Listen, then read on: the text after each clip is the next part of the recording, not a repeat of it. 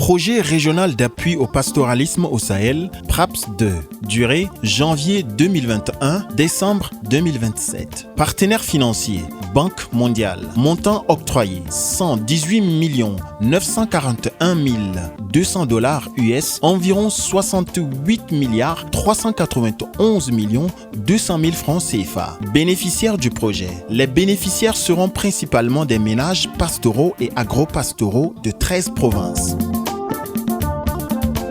Cette deuxième phase du projet devrait atteindre environ 2 200 000 bénéficiaires, dont au moins 30% de femmes. Zone d'intervention. 13 provinces sont dans les zones cibles du projet. Le Bahr El Ghazal, le Bata, le Borkou, le Chari-Bagirmi, l'Enedi Est, l'Enedi Ouest, le Guéra, le Hadjer Lamis, le Kanem, le Lac, le Wadjifira, le Wadaï et le Sila. L'objectif de développement du projet est d'améliorer la résilience des pasteurs et des agro-pasteurs dans certaines zones ciblées du Tchad.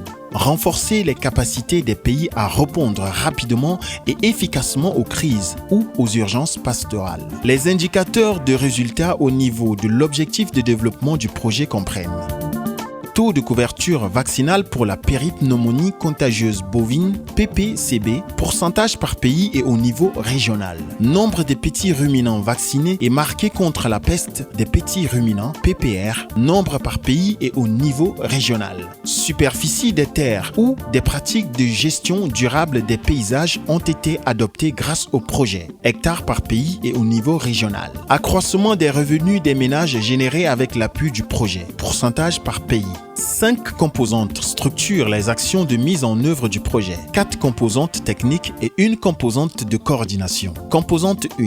Amélioration de la santé animale et contrôle des médicaments vétérinaires. Elle comporte 3 sous-composantes. Renforcement des capacités des services vétérinaires nationaux. Infrastructure, équipement, compétences, capacités opérationnelles. La formation des agents des services vétérinaires. Formation continue. 59 sessions de formation sur 17 modules. 139 chefs de poste, 102 chefs secteurs et 23 délégués. 13 cadres centraux, 27 vétérinaires privés. 189 techniciens privés et 10 agents du labo seront formés. Master spécialisé. Surveillance des maladies animales. Contrôle des maladies animales. Contrôle des DAOA. Contrôle des médicaments vétérinaires. Analyse des données épidémiologiques. Formation doctorale vétérinaire. 10 bourses seront octroyées. Renforcement des infrastructures. 90 parcs de vaccination. 11 postes d'inspection frontalière. 20 postes vétérinaires. 15 secteurs d'élevage et 10 pharmacies pastorales seront construits.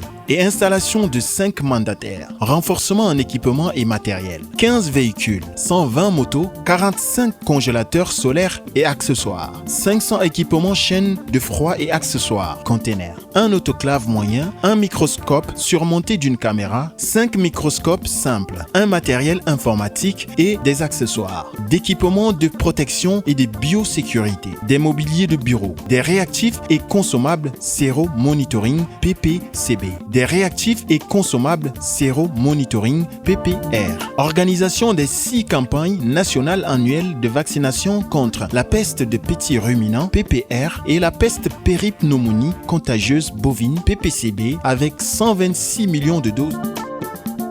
Composante 2. Gestion durable des paysages et amélioration de la gouvernance. Elle comporte 3 sous-composantes. Accès aux ressources naturelles et gestion durable. Gestion durable des infrastructures d'accès à l'eau. Revue et mise en œuvre des réglementations et stratégies multisectorielles foncier hydraulique en lien avec les activités pastorales. Poursuite des activités de mise sous gestion concertée des paysages, chartes et conventions. Activités de régénération des pâturages, terres dégradées avec mécanisme de travaux communautaires. Appui conseil et formation au profit des collectivités locales pour la mise en œuvre des pratiques de gestion durable des paysages. Mise en place de cadres de coopération transfrontalière bi ou multinationaux pour l'aménagement et la gestion des espaces partagés avec les pays du PRAPS. Appui à l'aménagement et à la gestion durable des ressources pastorales. Réhabilitation et construction des infrastructures hydrauliques pastorales. 45 seuils d'épandage ou ouvrages de rétention d'eau dans la zone des socles, 50 puits pastoraux dans la zone des sédimentaires, construction de 2 stations pastorales neuves dans le Borko, aménagement de 2 mares dans le Hadjer Lamis et le Chari Baguermi, mise en place de 3 cellules provinciales, suivi et contrôle des travaux, innovation technique, formation des membres de groupement des pasteurs sur la bonne gestion des sources d'énergie nouvelles et renouvelables, formation pour une meilleure gestion des résidus, mise en place et accompagnement des systèmes de gestion durable des infrastructures, production, transformation des forages artificiels et accessibilité aux pasteurs en période de crise, et amélioration des filières aliments du bétail pour les périodes de crise. Composante 3. Amélioration des chaînes de valeur du bétail. Elle se divise en 3 sous-composantes.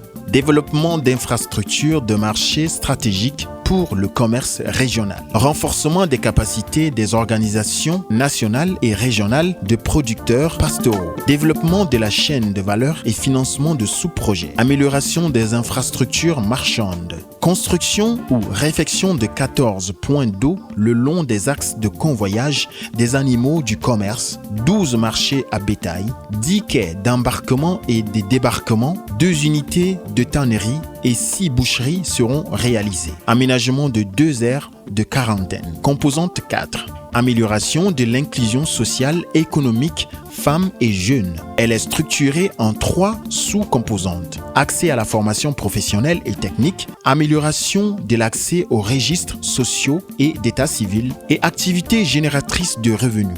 Définition, stratégie et sensibilisation sur les activités en lien avec l'inclusion sociale. Accès aux registres sociaux et d'état civil. Activités génératrices de revenus. Mise en place d'un fonds de financement à coût partagé. Financement des AGR. Mise en place et fonctionnement d'un comité de revenus et d'approbation des sous-projets et accompagnement des bénéficiaires. Composante 5. Elle s'articule autour de 3 sous-composantes. La coordination du projet. Le renforcement institutionnel, intervention d'urgence, dispositif institutionnel et des mises en œuvre. Le montage institutionnel du PRAPS 2 reste très proche du PRAPS 1. Le CILSS continue d'assurer la coordination globale du programme sous la direction politique de la CEDEAO et de l'UMOA. La responsabilité de mise en œuvre de la composante 1, amélioration de la santé animalière et contrôle des médicaments vétérinaires, a été déléguée au Centre régional de santé animale, CRSA,